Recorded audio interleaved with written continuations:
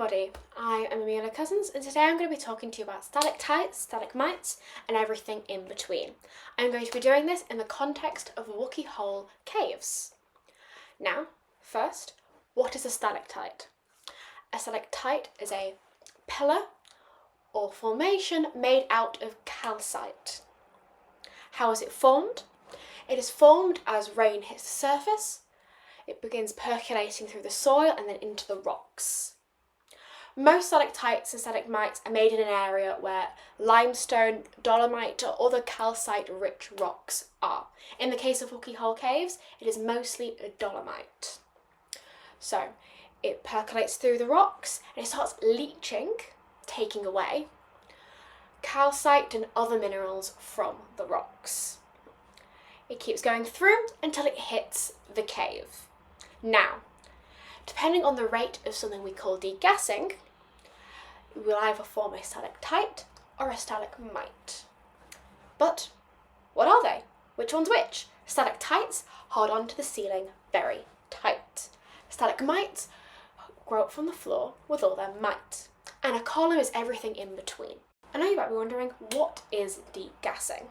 Degassing is the process by which gas escapes the water as it enters the caves. It escapes the water into surroundings. Why does it do that? It does that because the gas trapped within the water that has been percolating through the rocks is much greater than the gas concentration of the surroundings. Now, as you might know, everything likes to be in equilibrium. Because of that, the gas needs to escape the water into surroundings to maintain that equilibrium. So, as it does that, the water starts to crystallise. As so much calcite has been leached from the rocks, it starts to crystallise calcite. That forming our stalactites, stalagmites, columns, or something called a flow stone. A flow stone is when, instead of the water just dripping from the surface and landing on the floor, it instead slowly floats down the wall. Because of that, we have some lovely features such as curtain or sail stalactites.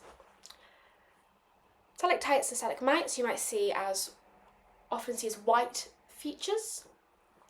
They're not always white. If the rock that it percolates through has high quantities of iron or other minerals, you might see it go different colours. In Wookey Hole, for example, we see lots of stained red for iron oxide in the calcite, but you also see green for copper oxides and black for lead oxides. Those are not specifically from the rocks they've percolated through, but it was already in the water as it passed through the caves. Due to lots of mining in Priddy, a town that is just north of Wookey, we have a lovely feature called our rainbow wall photo.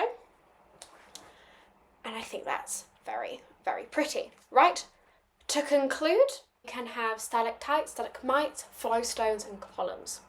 They are predominantly made out of calcite, but they can also have impurities such as metals, including iron, lead and copper, as seen in Wookey Hole. The main processes involved in the formation of stalactites and stalagmites are percolation and degassing, both of which have been explained previously, but explanations are on the side now. Right then, thank you very much. I have been Amelia. If you have any questions, please leave them in the comments below. Thank you.